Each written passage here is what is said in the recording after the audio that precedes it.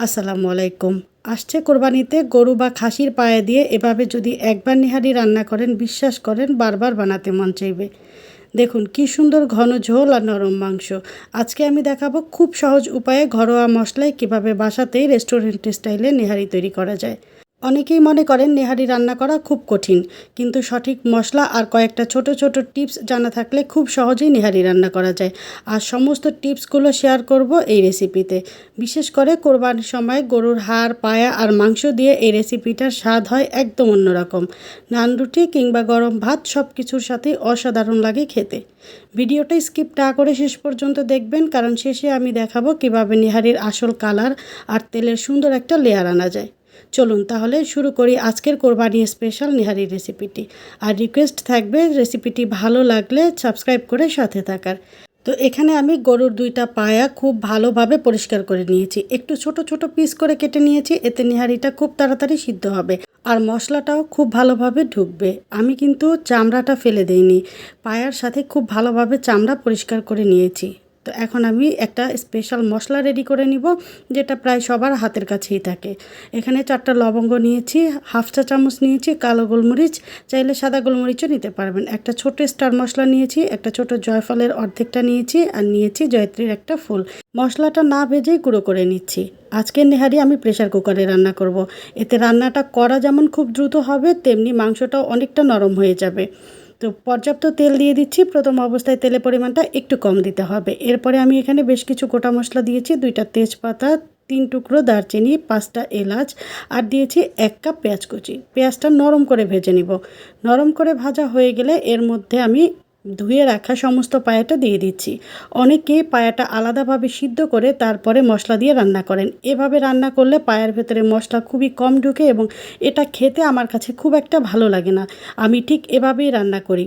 তো এখন আমি এখানে দিয়ে দিচ্ছি 2 টেবিল চামচ লাল মরিচের গুঁড়া, 1 টেবিল চামচ হলুদের গুঁড়া, 1 টেবিল চামচ ধনিয়ার গুঁড়া, 1 টেবিল চামচ জিরার গুঁড়া। এরপরে এখানে দিয়ে দিচ্ছি স্বাদ মতো লবণ যে যা স্বাদ অনুযায়ী অ্যাড করে দিবেন। এখন দিয়ে দিচ্ছি 2 টেবিল চামচ ভর্তি করে আদা এবং রসুন বাটা। নিহারিতে আদা রসুনের পরিমাণটা একটু বেশি দিতে হয়, এতে গরুর পায়াতে যে একটা এক্সট্রা গন্ধ আছে এটা চলে যায়। তারপরে এখানে প্রথমে যে মশলাটা দেখিয়েছিলাম সেটা গুঁড়ো করে দিয়ে দিচ্ছি। এরপরে খুব সামান্য পানি দিয়ে দিচ্ছি নেহারির মাংসটা কষিয়ে নেওয়ার জন্য। পায়া কষানোর সময় চুলার আঁচ মিডিয়ামে রাখবো। এখন খুব ভালোভাবে পায়ের সাথে মশলাটা মিশিয়ে নিব। মেশানো হয়ে গেলে ঢাকা দিয়ে 15 থেকে 20 মিনিট সময় নিয়ে কষিয়ে নিব। আর এই সময়ের মধ্যে আমি কিন্তু বেশ কয়েকবার ঢাকনাটা খুলে নেড়েচেড়ে দিয়েছি। খেয়াল রাখবেন কোনোভাবেই যেন নিচে থেকে লেগে না যায়। যে কোনো খাবারই পুড়ে গেলে তখন কিন্তু আর আসল স্বাদটা পাওয়া যায় না। তো এখানে আমার পায়াটা খুব ভালোভাবে কষানো হয়ে গিয়েছে, একদম পানিটা শুকিয়ে গিয়েছে। এখন আমি এখানে দিয়ে দিচ্ছি পর্যাপ্ত পরিমাণে গরম পানি। অবশ্যই গরম পানি ব্যবহার করবেন, এতে নেহারিটা খুব দ্রুত রান্না করা হবে আর এর স্বাদটাও একদম ঠিক থাকবে। আর পানির পরিমাণটা এমনভাবে দিবেন যাতে করে রান্নাটা একদম শেষ পর্যন্ত করার পরে এখানে আর এক্সট্রা কোনো পানি ব্যবহার করতে না হয়। রেস্টুরেন্টের নেহারিতে যেরকম অনেকটা গ্রেভি থাকে, সেরকম যেন গ্রেভিটা থাকে, ঠিক এই রকম করে পানিটা দিয়ে দিবেন। তো এরপরে প্রেসার কুকারের ঢাকনাটা লাগিয়ে দিচ্ছি। এখন আমি 20 থেকে 22টা সিটি দেওয়া পর্যন্ত অপেক্ষা করব। সিটি দেওয়া হয়ে গেলে অপেক্ষা করব ভেতরের গ্যাসটা রিলিজ হয়ে আসা পর্যন্ত। গ্যাসটা রিলিজ হতে হতে এখানে আমি একটা উপকরণ রেডি করে নিচ্ছি। রেস্টুরেন্টের নেহারি ঘন করার জন্য কিছু আটা ব্যবহার করা হয়। তো আমি এখানে 1 কাপ নর্মাল পানিতে 3 টেবিল চামচ আটা খুব ভালোভাবে গুলিয়ে নিব। খেয়াল রাখতে হবে কোনো লাম্পস যেন ভেতরে না থাকে। তো এখানে আটার গোলাটা একদম রেডি, আর এইদিকে আমার প্রেসার কুকারের ভেতরে থাকা গ্যাসটাও রিলিজ হয়ে গিয়েছে। এখানে আমার মাংস 95%-এর মতো সিদ্ধ হয়ে গিয়েছে। পানি অনেকটা কমে গিয়েছে, দেখতেই পাচ্ছেন মাংসটা হাড় থেকে কেমন খুলে খুলে আসছে। এখন এর মধ্যে আমি দিয়ে দিচ্ছি প্রথমে যে আটার গোলাটা রেডি করেছিলাম তা। এই মুহূর্তে চুলার আঁচ লো টু মিডিয়ামের মাঝামাঝি থাকবে, না হয় কিন্তু আটা দলা পেকে যাবে। পানি অনেকটা কমে যাওয়ার কারণে এখানে আমি আরও অল্প করে কিছু পানি দিয়ে দিলাম।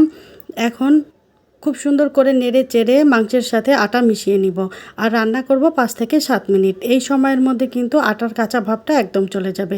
রান্না হতে হতে আমি নেহারির জন্য একটা ফোড়ন রেডি করে নিচ্ছি। একটা কড়াইতে পর্যাপ্ত সাদা তেল দিয়ে দিচ্ছি। তেলটা ভালোভাবে গরম হয়ে এলে এর মধ্যে দিয়ে দিচ্ছি 3টা পেঁয়াজ কুচি আর দিয়ে দিচ্ছি 1 চা চামচ শাহি জিরা। এই উপকরণ দুটো একটু সময় ফোড়ন দিয়ে নিয়ে তারপরে এর মধ্যে দিয়ে দিচ্ছি অল্প একটু মিষ্টি জিরা বা মৌরি। নেহারি রান্নাতে অবশ্যই শেষে ফোড়ন দিবেন, এতে নেহারির উপরে তেলের লেয়ারটা খুব সুন্দর থাকে আর এটা খেতে অত্যন্ত সুস্বাদু হয়। ফোড়নের পেঁয়াজটা অবশ্যই বেরেস্তা করে নিতে হবে। পেঁয়াজ যখন বেরেস্তা হয়ে আসবে ঠিক তখন এখানে দিয়ে দিচ্ছি 1 টেবিল চামচ কাশ্মীরি লাল মরিচের গুঁড়া। এই লাল মরিচের গুঁড়ার জন্য নেহারির কালারটা অনেকটা সুন্দর হবে আর একদম রেস্টুরেন্টের মতো হবে দেখতে। এতে ঝালের পরিমাণ কিন্তু একটুও বাড়বে না। তো এদিকে আমার পেঁয়াজটা একদম বেরেস্তা করা হয়ে গিয়েছে, আমার ফোড়ন রেডি। আর অন্যদিকে নেহারিটাও অনেকক্ষণ রান্না করা হয়ে গিয়েছে। এখন আমি পুরো ফোড়নটা নেহারির মধ্যে দিয়ে দিচ্ছি।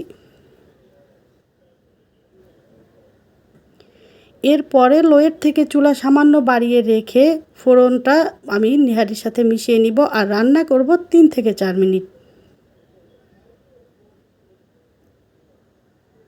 ফোড়নের পুরো ফ্লেভারটা যখন নেহারির ভেতর ঢুকে যায় তখন এই নেহারিটা খেতে যে কীরকম সুস্বাদু হয়, এভাবে করে যারা নেহারি খাননি একবার খেয়ে দেখবেন। তো একদম শেষের দিকে এখন আমি এখানে দিয়ে দিব 1 চা চামচ গরম মশলার গুঁড়া। গরম মশলা গুঁড়া দেওয়ার পরে এটা রান্না করার প্রয়োজন নেই, অল্প আঁচে 1 মিনিট ঢাকা দিয়ে রেখে দিলেই হয়ে যাবে।